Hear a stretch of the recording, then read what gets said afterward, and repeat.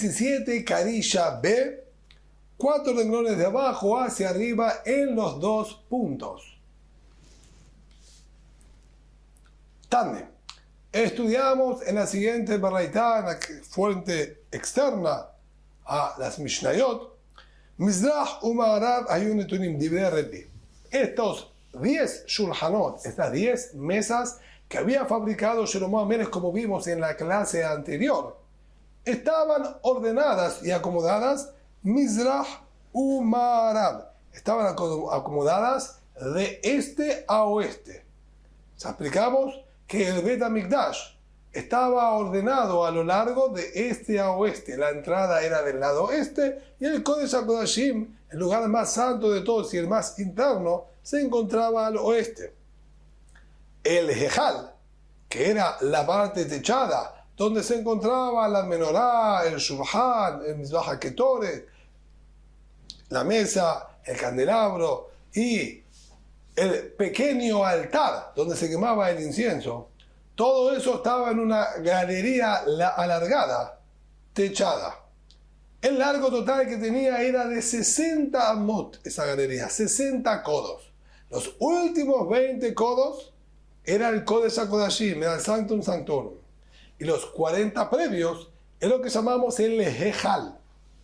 Este Hejal tendría entonces un largo de 40 codos. Ahí es donde se encontraba la menorá y el shulhan, el candelabro y la mesa. Puntualmente nosotros ahora estamos hablando de la mesa. La Gemara nos dice, estas 10 mesas que fabricó Shlomo HaMelech estaban orientadas de este a oeste, es decir, a lo largo del Ejal, en estos 40 amot, en estos 40 codos.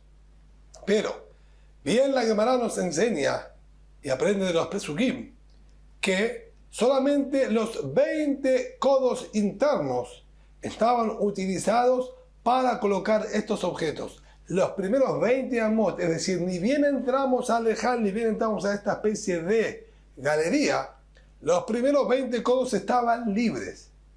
Y los segundos 20 codos son los que estaban con estos objetos.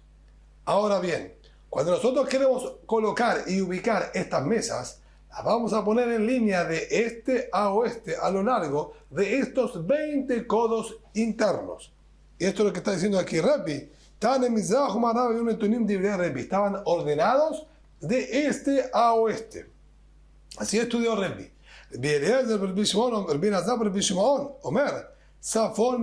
Por su parte, Rabbi Elazar Rabbi Shimon dice que estaban orientados de norte a sur, es decir, cortando a lo ancho de esta galería.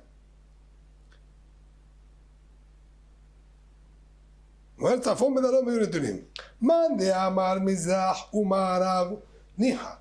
Rabbi, ¿qué dijo que estaban orientados de este a oeste? Está bien, es comprensible, y leemos aquí con la colección de la Gran nuevamente, Kulleon la Zafón. Todos se encontraban en la parte norte, en la clase anterior. Ya dijimos que la Torah nos dice Ve'ashulhan titen al ser Zafón. El shulhan tiene que estar ubicado del lado derecho del Hejal, de esta galería, solamente en el lado Zafón. Si nosotros colocamos las mesas, cada mesa tenía 2 amot, 2 codos de largo. Al colocar 10 mesas, llegamos a 20 codos de largo. Y quedaría entonces toda la parte interna, todos los 20 codos internos que nombramos anteriormente, todo cubierto a lo largo con una sola gran mesa larga, 10 mesas, una ubicada al lado de la otra, cubriendo los 20 amot, los 20 codos, pero todos del lado derecho, ya que hay espacio y entran correctamente. Pero, Mandeam al Zafón Bedarom, Nimza Shulhan Badarom. La frase que sigue, Umenolab al Zafón, no es correcta, debemos obviarla. Pero de acuerdo a Rabbi Elazar Rabbi Shimon, que los ordenaban de norte a sur, nos encontramos con un inconveniente, ya que ocuparían 20 codos de ancho y no había tanto espacio. No había 20 codos en la parte derecha a lo ancho. Todo el ancho de la galería eran 20 codos. Y si nosotros los ordenamos de norte a sur, como está diciendo Rabbi Elazar Rabbi Shimon, nos van a quedar mesas en la parte izquierda del lado sur del Ejal, cosa que no es compatible con la Torá. Por lo tanto, Gemara dice, esto es un interrogante a las palabras de Rabbi Elazar Rabbi Shimon. Menorá Batzafón, Beja, estas tres palabras, de acuerdo al Korban Edá y el Gaón, tienen que ser obviadas. Tanne, estudiamos a Shulchan Ayana Turne Hatzia Bait Belifnim. La mesa, esta que estamos hablando, la original, donde tenía que ser colocado el Lechem Apanim, se encontraba desde la mitad del Ejal hacia adentro. Dijimos que el largo del Ejal eran 40 amot, de la mitad hacia adentro, es decir, pasando los primeros 20 codos, como nombramos anteriormente, de los primeros 20 codos en adelante, ahí se encontraba la mesa. Mashuch Minakotel, y estaba alejado de la pared derecha, de la pared sefoní, de la pared norte, estaba alejado y distanciado, Bet Amot Umersa, 2 codos y medio, para dejar espacio suficiente que puedan entrar los 2 Kohanim que tenían que traer los nuevos panes para ser cambiados. Al ser que el Shulchan estaba ubicado hacia lo largo, dijimos de este a oeste, los panes se colocaban de norte a sur. Esta, si nosotros tomamos a modo de ejemplo, esta es la mesa y así estaba ordenada de este a oeste, los panes eran colocados transversalmente, a lo ancho, de esta manera. Por lo tanto, necesitábamos un espacio entre la mesa y la pared para que los Kohanim puedan entrar y colocarlos. Si la teníamos muy pegada, no había posibilidad de que puedan colocarlos, ya que, como dijimos en la clase anterior, mientras los 2 Kohanim de enfrente retiraban los panes, estos Kohanim iban colocándolos. En el tratado de Menajot nos enseña que se hacía a la par. A medida que iban sacando unos, iban entrando los otros. Por lo tanto, necesitamos Kohanim de ambos lados del Shulchan. Y eso es el motivo por el cual teníamos que mantenerlo alejado de la pared para que puedan entrar a colocarlos.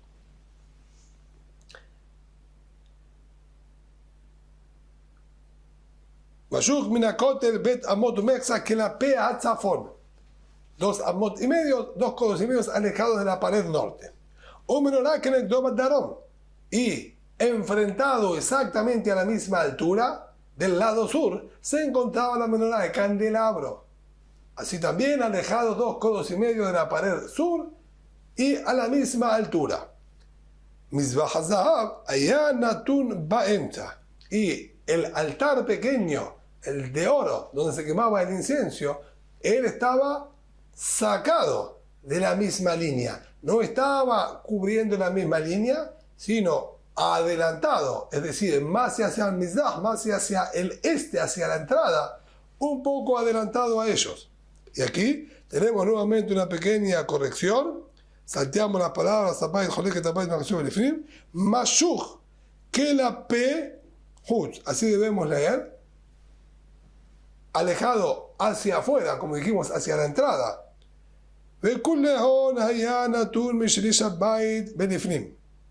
Pero eso sí, los 3, tanto el pequeño altar como la mesa y el candelabro, se encontraban pasando el primer tercio de todo el largo del Ejal. Y aquí cuando decimos todo el largo del Ejal, no nos referimos solamente a los 40 codos del Ejal, sino también a los 20 codos que ocupaba el Kodesh HaKodashim en Sanctum Sanctorum. Entonces tenemos un total de 60, un tercio son 20. Y es lo que explicamos anteriormente, pasando el primer tercio, pasando los primeros 20 codos, de ahí en adelante se encontraban tanto el Mizbah HaKetoret, que si bien estaba más hacia la salida, estaba pasando los primeros 20 codos, y un poquito más interno, a la derecha teníamos el Shulchan, la mesa, y a la izquierda teníamos el candelabro. Y nos dice la Gemara que también 10 candelabros fabricó Shlomo HaMelech. Shneemar, vayas el menorat zahab eser que mishpato, e hizo los candelabros de oro 10, todos cumpliendo las mismas leyes y detalles que especificó la Torah. Vaitem be'echal Hashem, vaitem be'echal, Hamisham Yamin Hamisham Misemol, y los colocó dentro del ejal, 5 a la derecha y 5 a la izquierda, similar a lo que mencionamos en la clase anterior con respecto al Shulchan, con respecto a la mesa. Es decir, que Shlomo HaMelech fabricó 10 mesas y también fabricó 10 candelabros. Intemar, Hamesh Batzafon, Hamesh Batdarom. Y aquí lo mismo. Si vamos a interpretar que estas 5 que dice 5 a la derecha y 5 a la izquierda, se refiere que ubicó los candelabros 5 del lado derecho del ejal en la parte norte, 5 del lado izquierdo en la parte sur. Esto no es posible, ¿vale? Era menorá que será en la Batdarom. La ubicación del candelabro era del lado izquierdo, en la parte sur del ejal. Shneemar, esta menorá noja hashulhan al yerech hamishkan temana. La Torah dice, y el candelabro lo colocarás frente a la mesa, que esto es la fuente de lo que estudiamos anteriormente, que se encontraba enfrentado el candelabro a la ubicación de la mesa. Es en base a este pasú que dice, Betamenolah noja hashulhan, el candelabro lo colocarán enfrente de la mesa, pero al yerech al mishkan temana, en el lado del Mishkan sur, en la pared de enfrente. Por lo tanto, no es posible entonces decir que había 5 candelabros fabricados por Shlomo HaMelech que se encuentren del lado norte. Entonces, ¿a qué se refiere Pasú cuando dijo 5 a la derecha, 5 a la izquierda? El Hamesh Bemin Menoratot Shemoshe Hamesh Misemolá. Si no se refiere, 5 se encontraban a la derecha del candelabro fabricado por Moshe, y otras 5 a la izquierda del candelabro fabricado por Moshe. Afalpijen, y a pesar, como vimos también en la clase anterior, la opinión de Tanna Kamma, a pesar de que había fabricado 10 candelabros, no utilizaban sino el de Moshe Rabbenu. No había Mishtamesh, Afalpijen no había Mabair en la Shel Moshe, no encendían sino en el que fabricó Moshe Rabbenu. Bilbao, solo en el Shneemar, un menorata Zahav. Venerotea levaer baer. El candelabro de oro y sus velas, y sus candelas. Es decir, habla de un solo candelabro que tenía las candelas y las velas encendidas, de baer, para encender noche a noche, ya que el encendido se hacía al final del día y se mantenía encendido durante toda la noche.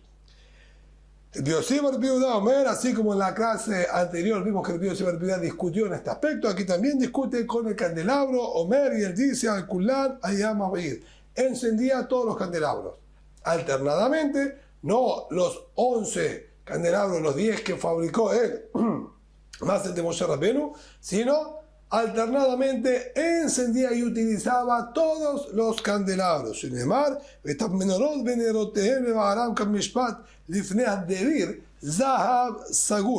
como dice Pasuk, y los candelabros y sus velas, sus candelas, para encenderlos de acuerdo a la ley. Adelante del Kodesh HaKodashim, Zahab Sagur, hechos en oro íntegro. Veapera, veanerot, veamekahaim, Zahab hu, michlot Zahab. Y también las flores y los recipientes y las pinzas, todas hechas en oro, michlot Zahab. ¿Qué es esta expresión michlot Zahab? Lo dice la Gemara. En kilu Zahabo shel Shelomo, así hay que corregir. Estos candelabros terminaron con todo el oro que tenía Shlomo HaMelech. Shlomo HaMelech fue el rey más rico que conoció el pueblo de Israel. A punto tal que los pesukim dicen que la plata en Nechshav Uma no tenía ningún valor en el material plata.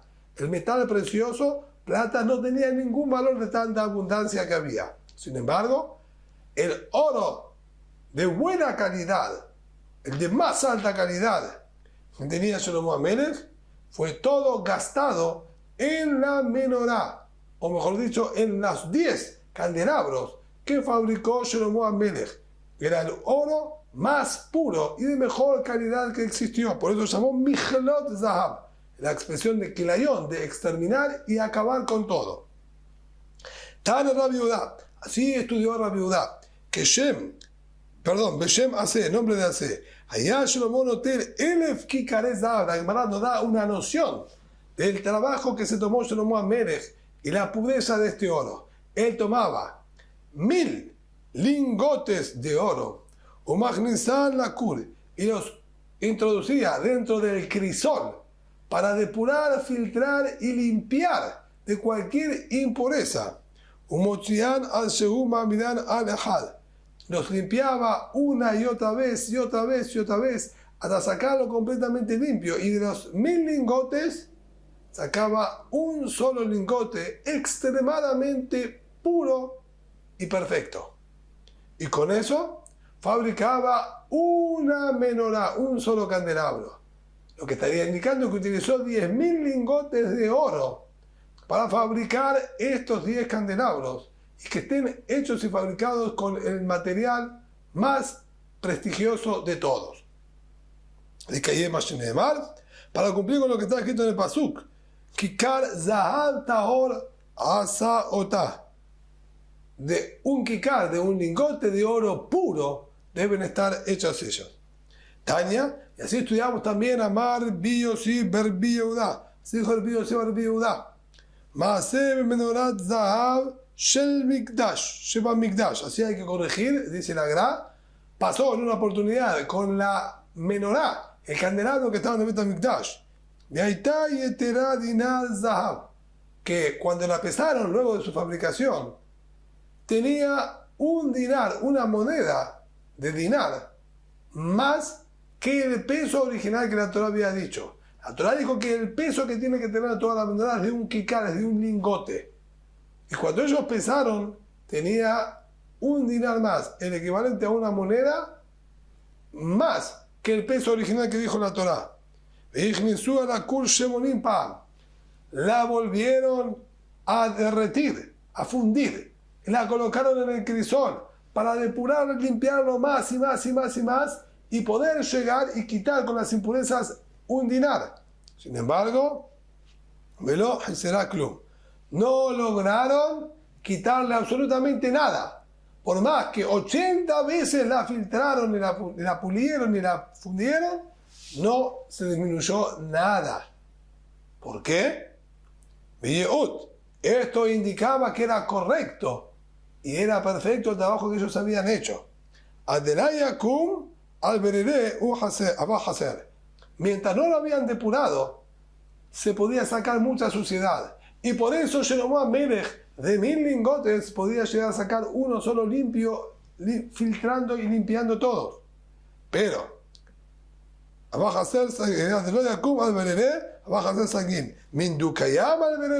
pero una vez que ya lo habían limpiado y seleccionado como el oro más puro de todos, por más que lo introducían una y otra vez, no había absolutamente nada para sacarle, porque ya habían llegado a la máxima pureza que podían alcanzar. Y por eso, por más que lo habían filtrado ahora 80 veces más, no había lo que poder quitar y sacar de ese oro de tan puro que estaba. Alajat Dalet, Matnitin, Shloshah Shofarot de Mikdash. Había también 13 urnas en el Bet Mikdash. Bekatuv Alehem Takalim Hadetin. Estaba escrito en una urna Shekalim nuevos. Estaba escrito en arameo, que quiere decir Shekalim Hadashim. Los Mahazita Shekel nuevos. Toda persona que tenía que aportar el Mahazita Shekel para el nuevo año entrante en el transcurso del mes de Adar, lo colocaba en esta urna. En Bet Mikdash, cuando el tesorero, el administrador, cuando estaba por llegar el 1 de Nisan, tomaba el dinero de esta urna y lo colocaba en la lishka, en la habitación del Mahazita Shekel, para separar el dinero que estudiamos anteriormente, hacer la terumá, separar de los 3 canastos y tomar para la compra de los nuevos korbanot. En la segunda urna, Tekalim Hadikim, los shekalim viejos.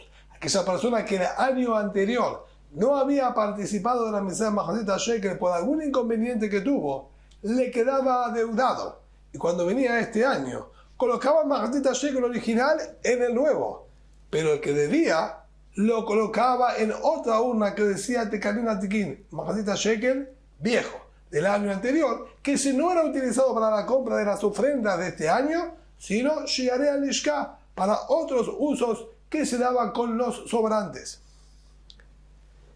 Tercera urna, Kinnin. Era la urna que decía nidos. Esa sería la traducción literal de la palabra. Nidos. Que era para aquellos que tenían que traer una pareja de tórtolas o palomines para ofrenda de Boreolam. Cuarto, Begozale Ola. El cuarto figuraba pichones de ofrenda de Olá, de ofrenda íntegra para Boreolam. En el quinto, Etzim, maderas. Aquella persona que quería donar madera y leña para el Bet HaMikdash colocaba el dinero en esta urna. Sexto, Lébora, aquella especie de bálsamo que se utilizaba en las menajot, en las ofrendas de sémola, y que también era posible donar Lébora por sí misma como ofrenda para Boreolam. Quien quería donar colocaba el dinero en esa urna. Zahab, la Kaporet. Y la séptima era la urna para aquellas personas que querían donar oro para los Kelei Sharet, para los objetos de servicio de Boreolam. Que Kaporet no se refiere a la tapa del Aron HaKodesh, sino se refiere a los Kaporet Zahab, aquellos recipientes de oro en los que se recibía la sangre y el Cohen limpiaba sus manos. Y los otros 6, aquí ya tenemos 7, hay que llegar a 13, 6 más, para llegar al total de 13, Linda va, que eran para donaciones, que vamos a ver inmediatamente, ¿sí?, en la próxima clase, cuál era el uso de estas urnas de donaciones. Y nos dice ahora, Tekalin Hadetin Shebechol Shana B'Shana. Como estuvimos explicando, la primera urna que decía Shekalim nuevos era para el Mahazit Shekel del año entrante. Mahatikin, el que decía la segunda urna Shekalim viejos, Mishelo Evi Estakad, quien no trajo el año anterior, Shokel le Shana Ba, lo traía al año siguiente, el que debía. Entonces lo colocaba en la urna de lo que correspondía al año anterior, no a la urna original de este año, que como dijimos estaba utilizado para la compra de las ofrendas de este año. En cambio, del año anterior se le daba uso para mantenimiento de Jerusalén, etc. La tercera urna que dijimos, Kinim, nidos, en Torim, hace referencia a aquellos que querían donar tórtolas, que son adultas y grandes, y tenían un precio más caro y elevado. Quien quería donar tórtolas a Boreolam, colocaba en esta tercera una que decía Kinim. La cuarta urna era la que decía pichones de Olá, que hace referencia a palomines, que tienen que ser crías pequeñas de palomas que no pueden ser adultas. Este era más barato y por eso era otra urna. Ahí colocaba el dinero quien quería donar palomines, colocaba el dinero correspondiente a palomines dentro de esa urna. Kulan Olot, Divrei Piuda. Y eso sí, tanto las tórtolas como los palomines eran únicamente de donación como ofrenda íntegra para Boreolam. Ninguna otra tipo de palomín o tórtola estaba incluida en estas urnas. En cambio, el que decía nidos, se tenían que traer parejitas, en las cuales una de las parejitas era utilizada para ofrenda de expiación, como Korban Hatat, y la otra para ofrenda íntegra de Boreolam. Gozleolá, Kulanolot. Y la otra urna, la que decía pichones, es así. Era para aquel que quería solamente donación. La primera, que era para parejitas, Hatat y Olá, no es posible que sea de donación, ya que la persona no puede donar una ofrenda de Hatat, de expiación. Esto era solamente para una persona que se había impurificado, por ejemplo, que tuvo una secreción prostática, una mujer que tuvo pérdida de sangre, etc. En el proceso de purificación tenían que traer una parejita de tórtolas o palomines. Y sobre esa que se está refiriendo aquí, Kinnim, que era la urna que decía Kinnim para ellos. Es decir, el Zab, el que estaba impuro, colocaba el dinero correspondiente en esa urna y los Kohanim se preocupaban de traer con ese dinero 2 tórtolas o 2 palomines, uno para Hatat y otro para Olá.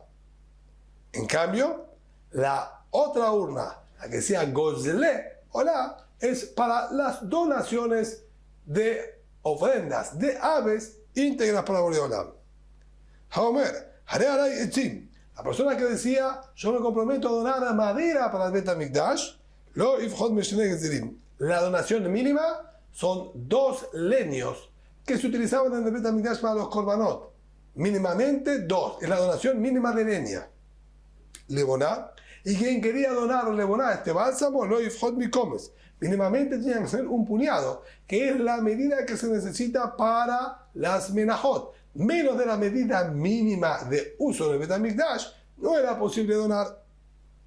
Zahab, lo ifhot dinar zahav. Quien quería donar oro, mínimamente tenía que donar el equivalente a una moneda de oro, que era lo más pequeño que había en oro. Shishal Indaba, y los otros 6 alcancías, las otras 6 urnas, que eran para donaciones. ¿Qué clase de donación se está refiriendo? ¿Qué hacían con el dinero de donación? ¿Donarlo para qué utilidad y qué finalidad? Olot. Con eso compraban animales para hacer con ellos ofrenda de Olá, ofrenda íntegra para Borei Olam. A pasar a Hashem, la carne se la quemaba toda para Borei Olam sobre el altar y los cueros quedaban para los Kohanim. Y esto es una enseñanza, un aprendizaje que tomó Yoyadá, el sumo sacerdote, el Kohen Gadol, en la época del primer Bet HaMikdash, de lo que está escrito en el Pasuk. El Pasuk dice, Hasham hu, Hasham la Hashem. Esto va a ser para Borei Olam. Y por otro lado, el Pasuk dice, Hasham la Kohen. Va a ser para el Kohen. ¿Es para Borei Olam o es para el Kohen? Zea Kelal. Y él dijo, la regla es la siguiente. La Torah nos está diciendo que toda ofrenda que vino por expiación, por alguna falta que cometió la persona, el dinero sobrante de estas ofrendas de expiaciones debe ser utilizado para ofrenda para Borei Olam. Eso es Hasham la Hashem. Sobró de la ofrenda de culpa que trajo la persona, lo tiene que hacer Hasham la Hashem, lo tiene que hacer para Borei Olam, que es una ofrenda de Olá, que es íntegramente para Borei Olam. Pero, a pasar la Hashem Beolot al Kohanim, la carne va para Borei Olam, el cuero queda para los Kohanim. Nimseu, Shenei Ketuvim Kayamim. De esa manera se cumplen y se mantienen en pie los 2 pesukim. Hasham la Hashem, va Hasham la Kohen.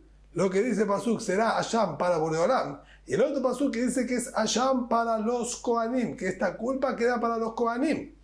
Y esto se le basa al Pasuk que dice Veomer, Kesef Hasham Bechesef Hatat lo Yuvav et Hashem, la Kohanim Yiyu. Pasuk dice, el dinero de la ofrenda de Hasham, el dinero de la ofrenda de expiación, no se lo va a traer a Borei Olam, sino será entregado a los Kohanim.